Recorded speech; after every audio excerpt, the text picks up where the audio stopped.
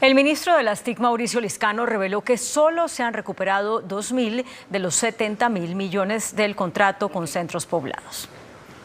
No solo se perdieron los 70.000 millones que se perdieron, sino los 70.000 que nos tocó invertir de más para resolver el proyecto, o sea, son 140.000 millones realmente. Solo 2.000 millones de pesos se han recuperado del polémico contrato de centros poblados que se encargaría de llevar internet a más de 14.000 escuelas. Hasta hoy simplemente se han recuperado 2.000 millones de pesos.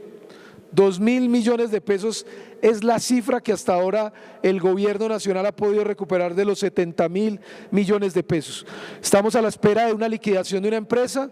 Las pretensiones del ministerio suman 127.000 millones de pesos, porque no solo fue el robo de los 70.000 millones, que nosotros tuvimos obviamente que volver a poner para salvar el proyecto, sino la cantidad de niños que durante todo este tiempo se han quedado por fuera de las escuelas. Sin embargo, con la reactivación del proyecto con otros operadores se lograron instalar más de 13.000 centros digitales. Por lo menos 600.000 indígenas han sido víctimas del conflicto armado desde la firma del acuerdo de paz. Así lo denunciaron las organizaciones ante el relator para los pueblos étnicos de las Naciones Unidas, que se encuentra de visita en el país. Según el Observatorio de Derechos de los Pueblos Indígenas de la UNIC, desde la firma del capítulo étnico de los acuerdos de paz hasta el 2023, se contabilizan más de 609.459 víctimas indígenas del conflicto armado. Nosotros tenemos que denunciar que el ELN tiene una cifra de 42.700 personas víctimas. Como autores son el Ejército de Liberación Nacional, ELN, y seguidamente, lamentablemente, está el Ejército del Estado colombiano con 6.551 personas víctimas. En Cauca, Chocó y Putumayo se vive la situación más alarmante por el reclutamiento de niños por los grupos armados. Las comunidades indígenas en su totalidad en el departamento del Chocó estamos por los grupos al margen de la ley, estamos en confinamiento, hostigamiento a las comunidades indígenas, pero también desplazamiento y reclutamiento forzado de nuestra juventud. Hay una disputa territorial en estas zonas del pueblo Inga y sobre todo en el municipio de Piamonte, donde hay diferentes grupos como Carolina Ramírez, Comandos de Frontera, y en ello ellos pues buscan ganar controlar ese territorio, pero estamos nosotros las comunidades indígenas y campesinos pues en medio de ese conflicto. Según el informe presentado al relator de la ONU, solo en 2023 se registraron más de 58.000 víctimas.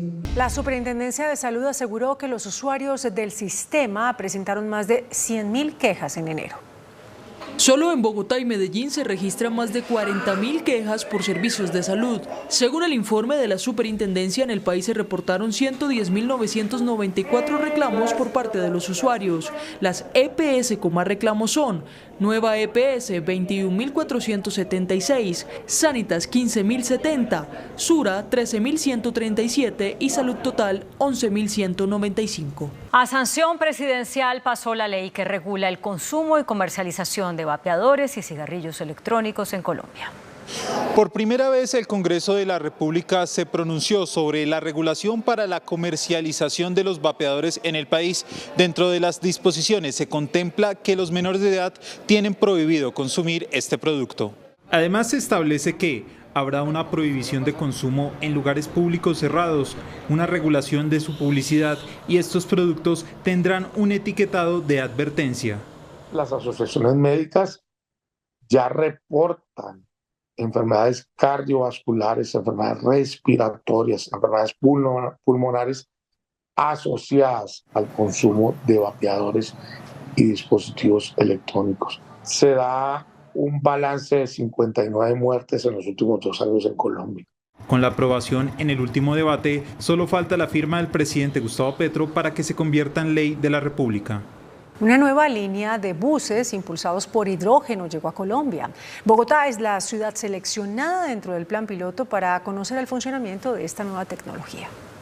Bogotá tendrá en circulación el primer bus con esta nueva tecnología que ya pone a pensar al gobierno nacional para una nueva transición de la flota de buses. Mientras un bus eléctrico pues requiere un tiempo de carga dependiendo del cargador de 1.5 a 4 horas para poder cargarse al 100%, un bus a hidrógeno se carga en 7 minutos.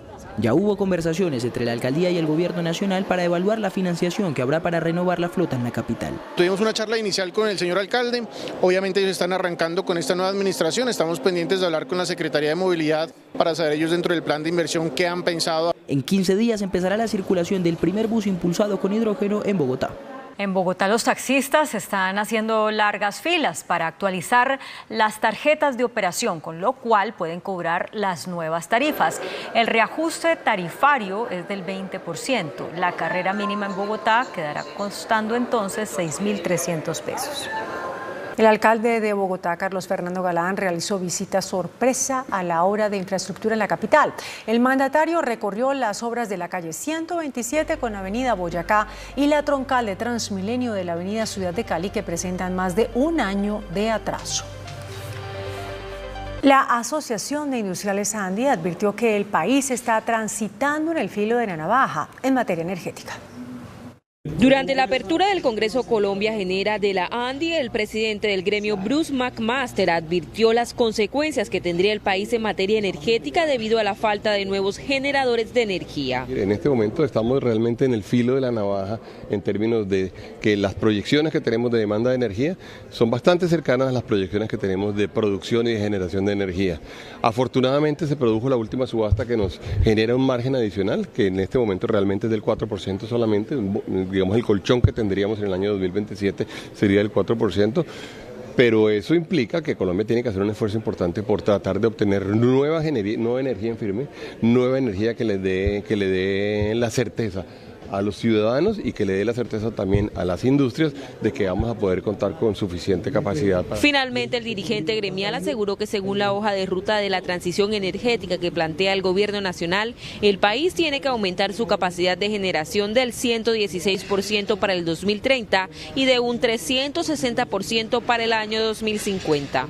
Se conoció el informe que el gobierno nacional le encargó a la Sociedad Colombiana de Ingenieros para evaluar la posibilidad de soterrar el metro de Bogotá.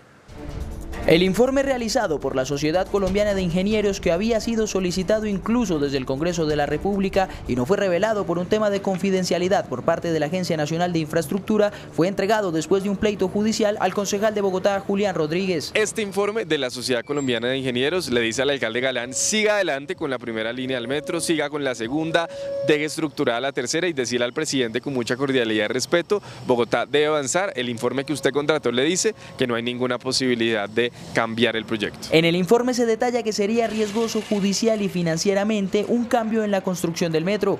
Aparte de los aspectos de índole legal que se puedan activar, el esquema de financiamiento vigente también sugiere que habrá algunos impactos en cuanto a costos y activación de cláusulas especiales en los vehículos empleados para tal fin. Además, se comparan los estudios que dejó la alcaldía de Gustavo Petro con los estudios realizados por la alcaldía de Peñalosa y se evidencia que los del metro elevado presentaron mayores avances a los del metro subterráneo.